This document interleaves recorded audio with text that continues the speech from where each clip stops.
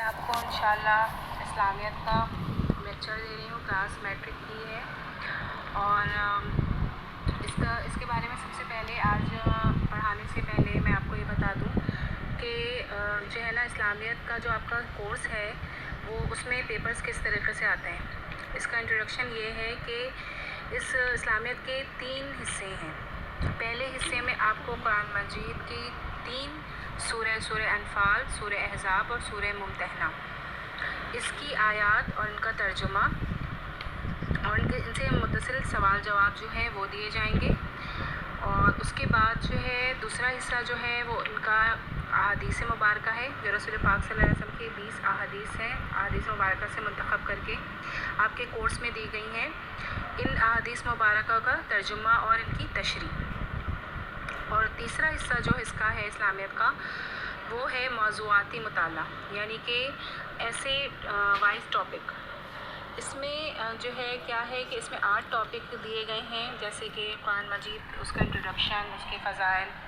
दूसरा टॉपिक है कि अल्लाह ताला और उसके रसूल सल्लल्लाहु अलैहि वसल्लम की मोहब्बत और उनकी अताअत।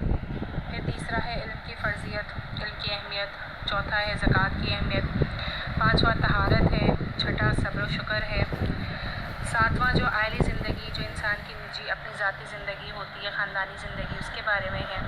और आठवां जो है वो हिजरत और जहाद के बारे में। तो इस तरह आपकी इस्लामियत के पेपर के 3 हिस्से होंगे। पहला हिस्सा मैंने जैसा कि बताया, मैं दोबारा से रिपीट कर रही हूँ कि पहला हिस्सा 3 सूरह अनफाल, सूरह अहज़ाब, सूरह मुमतहना पर मुश्तमिल होगा। दूसरा हिस्सा अहादीस मुबारक है, जो कि बहुत आसान है, उनका तर्जुमा, उनकी तशरीह करनी है। और तीसरा हिस्सा जो है वो टॉपिक वाइज है, यानी समझे एक टॉपिक दे दिया जाएगा, 8 टॉपिक हैं टोटल, एक टॉपिक दे दिया जाएगा और उस पर नोट दे दिया जाएगा कि उस पर आप नोट कीजिए इंशाअल्लाह। सबसे पहले मैं अब जो करवाऊँगी आपको, जो जिसके बारे में पढ़ाऊँगी वो है मौज़ूआती मुताला, यानी कि ऐसे वाइज टॉपिक। इसमें 8 टॉपिक हैं और इस 8 टॉपिक में सबसे पहला जो टॉपिक है वो है कुरान मजीद का तारुफ, हिफाजत और उसके फ़ज़ाइल। ये 8 टॉपिक कंप्लीट करने के बाद अहादीस मुबारका की तरफ आएंगे और आखिर में हम सूरह के तर्जुमा और उसकी तफसीर की तरफ आएंगे। इसलिए कि क्योंकि पढ़ाने का एक उसूल है कि इंसान हमेशा आसान से मुश्किल की तरफ जाता है, तो हमारे लिए मौज़ूआती मुताला सबसे पहले ज़्यादा आसान होगा, क्योंकि इसमें बहुत सी ऐसी बातें जैसे कि कुरान मजीद है, हम इसके बारे में पूरी अच्छी तरह इल्म रखते हैं, काफ़ी ज़्यादा मालूमात हमारे पास है इसके, अल्लाह और उसके रसूल के ताअत, इल्म है, ज़कात है, तहारत है। तो ये वो टॉपिक्स हैं जो कि हम काफ़ी दफ़ा अपनी ज़िंदगी में, रोज़मर्रा की ज़िंदगी में सुनते भी आए हैं। और पिछली इस्लामियत जो हमने क्लासेस में पढ़ी हैं, जो हमने 8 तक पढ़ी है, उसमें भी हम ये काफ़ी कुछ जानते हैं। उसके बाद फिर हम नेक्स्ट फिर अहादीस और फिर हम कुरान पाक की सूरह पे आएंगे। अच्छा, आज का जो लेसन है वो है कुरान मजीद का मुताला, कुरान मजीद का तारुफ, उसकी हिफाजत और उसके फ़ज़ाइल।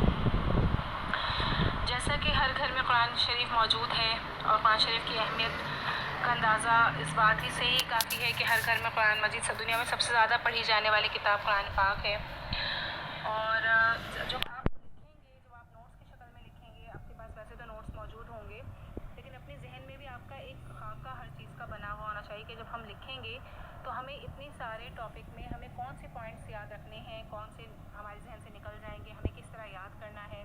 थोड़ा सा याद करना भी मुश्किल हो जाता है, तो इसकी आसानी के लिए हमने ये बस ये कि कोई एक टॉपिक, जैसे कि कुरान मजीद है, कुरान मजीद के हमें इसके 3 या 4 मेन टॉपिक हमने उठा लेने हैं।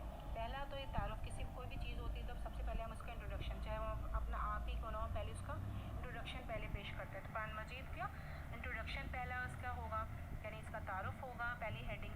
दूसरी हेडिंग जो उसकी होगी वो है इसकी अहमियत और इसकी जो है वो अपनी जो फ़ज़ाइल है वो उसकी होगी। और तीसरा जो है वो है इसका हिफाजत, कुरान मजीद की हिफाजत। तो आपने ये 3 मेन चीज़ें तो आपको रखनी ही हैं इसमें नोट्स में, चाहे आप उसको शॉर्ट करें, लॉन्ग करें, लेकिन आपको ये 3 टॉपिक मेन लेके चलने हैं। एक सबसे पहले इसका इंट्रोडक्शन यानी तारुफ, दूसरा उसकी फ़ज़ाइल, उसकी अहमियत, और तीसरा इसकी हिफाजत। सबसे पहले हम कुरान मजीद के तारुफ की तरफ आते हैं कि जैसा कि आपको मालूम है कि कुरान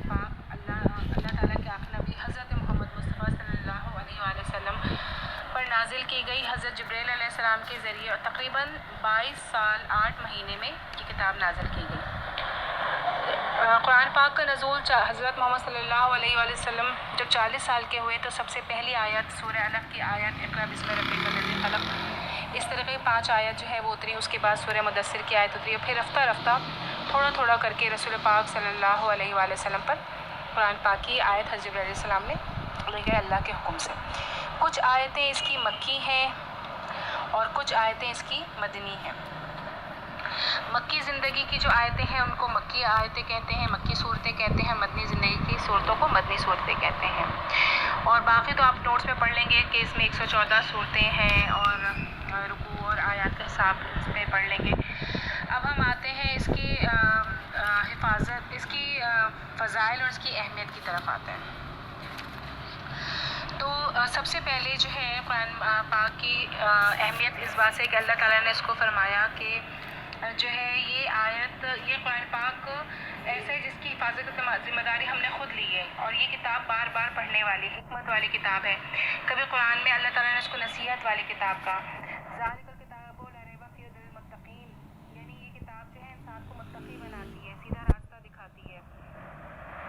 تو اس کے بھی پوائنٹس یاد کر لیجیے گا آپ لوگ اس طریقے سے کہ اس کی اہمیت میں ایک پوائنٹ یہ ہے کہ یہ ہدایت دیتی ہے، دوسری یہ نجات دیتی ہے، جہنم سے نجات دیتی ہے۔ ظاہر سی بات ہے کہ جب انسان ہدایت پاتا ہے تو وہ جہنم سے اس کو نجات مل جائے گی، شفاعت کا ذریعہ بنے گی، کیونکہ جو جتنا زیادہ قرآن شریف پڑھے گا اس کو اتنی زیادہ قیامت دن قرآن پاک خود شفاعت کے لیے حاضر ہوگا۔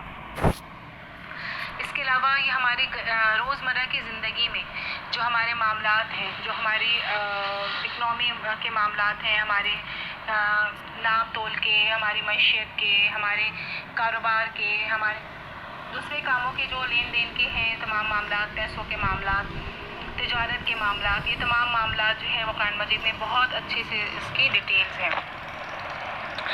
اور اس کے علاوہ ہماری خاندانی زندگی کہ کس طریقے سے کس کے کیا حقوق ہیں، اور ماں باپ کے کیا حقوق ہیں، اولاد کے کیا حقوق ہیں، اور دوسرے غریب مسکین غربا رشتہ داروں کے حقوق، انسان کی کیا جو ہے وہ لمٹس ہیں، اور کون سے کام کرنے چاہیے، کن کاموں سے اللہ تعالیٰ نے منع فرمایا ہے۔ تو وہ تمام کی تمام جو چیزیں ہیں، ہمارے اپنی دنیا میں ہمیں کس طریقے سے رہنا ہے، یہ تمام کی چیزیں ہمیں قرآن پاک میں بہت اچھے سے ڈیٹیل طریقے سے معلوم ہوتی ہے۔